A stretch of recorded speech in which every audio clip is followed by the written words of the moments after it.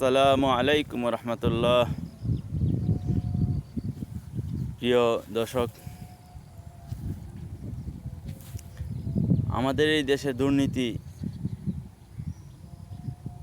এত পরিমাণ বেড়েছে যা বলার মতন না। কিছু কিছু সরকারি চাকরিজীবী টাকার পাহাড় গড়েছেন। এক একজনের টাকার পরিমাণ এত যে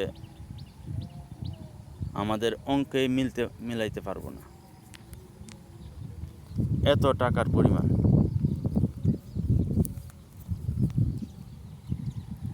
প্রিয় দর্শক, আজকে আমি বলতে চাচ্ছি একজন সরকারি চাকরিজীবীর বেতন পাই কত। ধরে নেন 50,000 সর্বোচ্চ। তাদের মাসিক খরচে আছে 50-এর উপরে। একটা গাড়ি আছে, গাড়ির ড্রাইভার আছে, ড্রাইভারের বেতন দিতে হয়, পুরা ফ্যামিলির খরচ চালাতে হয়।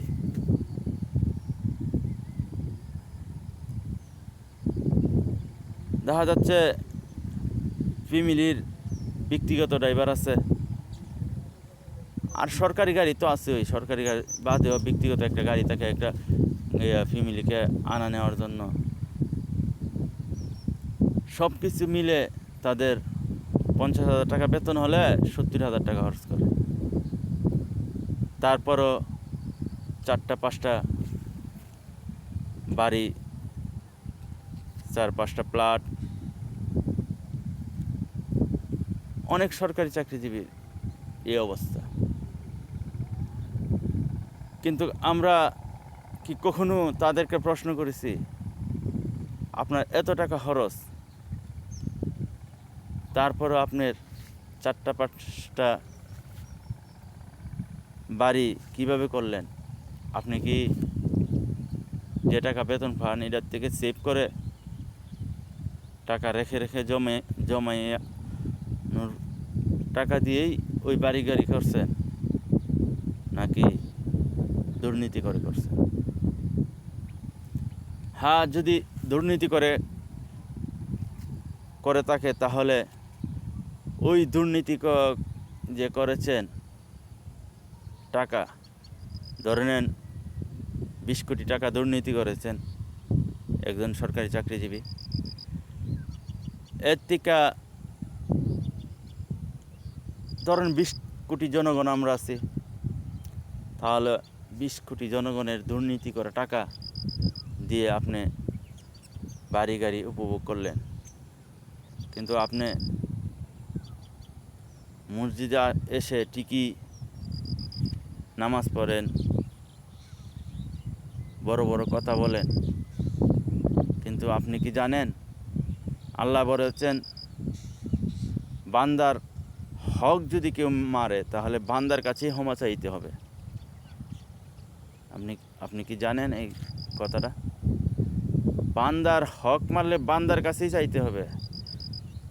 যদি নামাজ এক ওয়াক্ত কম পড়েন, নামাজে কোনো গাফলতি হয়, হয়তো আল্লাহ মাফ করে দিতে পারেন, এটা আল্লাহর হক। কিন্তু বান্দার হক যে টাকা মারছেন, 18 কোটি 20 কোটি মানুষের 20 কোটি টাকা মেরেছেন, প্রত্যেকের কাছে আপনি কি গিয়ে ক্ষমা চাওয়া সম্ভব? কখনো ক্ষমা চাওয়া সম্ভব না। 20 কোটি মানুষের কাছে কাছে দাঁড়ে দাঁড়ে যেতেও পারবেন না, আর আপনি ক্ষমা চাইতে পারবেন না। তাই আমার বোধগম্য হয় না যে আপনার এই যে নামাজ পড়তেছেন, চাকরি ছাড়ার পরে এসে একটা ভাব নিয়ে গম্ভীরভাবে থাকেন, যেমন আপনি নেতা, আপনি সমাজের সব কিছু আপনিই বুঝেন, আর কেউ বুঝে না। কিন্তু আপনি নিজেরই এত বড় ক্ষতি করে ফেললেন, আপনি তো নিজে বুঝতে পারছেন না। আপনি কিভাবে বেহেশতে যাবেন? আল্লাহ তো আল্লাহর হক যদি আদায় না করেন এটা নিয়ে ক্ষমা করে দিলে দিতেও পারে, কিন্তু বান্দার হক তো আল্লাহ মাফ করবেন না, বান্দার কাছ থেকে মাফ নিতে হবে। ধরে নেন হাসর মাঠে এর হিসাব হলো 20 কোটি মানুষের 20 কোটি টাকা মেরে দিয়েছেন, আপনার যে আমল নামা করেছেন, 5 ওয়াক্ত নামাজ পড়েন, জাকাত দেন, রোজা রাখেন, রিটায়ার্ড হওয়ার পরে মোটামুটি একদম দরবেশ সেজেছে, এই আমল নামা আপনার সব বিলেই দিতে হবে এই 20 কোটি মানুষের কাছে। কারণ ওইখানে আমল নামা নেকই বিনিময় হবে, আপনার বিনিময় হাসর মাঠে একমাত্র আপনার নেক বিনিময় হবে, আর কোনো কিছু না। যদি আপনার নেক কি না থাকে, আপনি মানুষকে আপনার নেক দিতে দিতে শেষ পুড়িয়ে গেছে, তাহলে বিনিময় হবে আপনার যার টাকা মেরে দিয়েছেন তার যে গুনাহ আছে গুনাহটা আপনি নিতে হবে।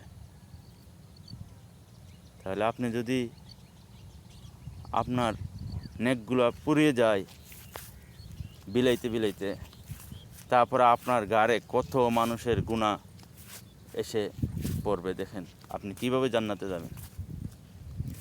যারা সরকারি চাকরি সবেমাত্র শুরু করেছেন তাদেরকে আমি একটাই কথা বলবো, আপনারা দুর্নীতি মুক্ত থাকেন। যদি কোনো সময় আশা থাকে যে আপনি এই আশা করেন আমি বেহেশতে যাব, আমি এতটুকু আশা করি আমি আল্লাহ কাছে যে আমি যাতে আল্লাহ আমাকে বেহেশতে নিই, তাহলে অন্তত দুর্নীতিটা আপনি বন্ধ করুন। আপনি নতুন চাকরি করেছেন, আপনার জন্য শুভকামনা রইল, কিন্তু আপনি বেহেশতের আশা করলে আপনি দুর্নীতিটা বন্ধ করুন। আর যদি বেহেশতের আশা না করেন, চিন্তা করেন যে টাকা কামাবো, সন্তানকে মানুষ করবো এই টাকা দিয়ে সন্তান মানুষ হবে না, কখনো হবে না। এই টাকা দিয়ে সন্তান মানুষ হবেই না। আপনার সন্তান ঐশীর মতন হবে, বাবাকে হত্যা করেছে, মাকে হত্যা করেছে, ঐশীর মতন। এতটুকুই কথা, আজকে এই পর্যন্ত রাখলাম। আসসালামু আলাইকুম রহমতুল্লাহ।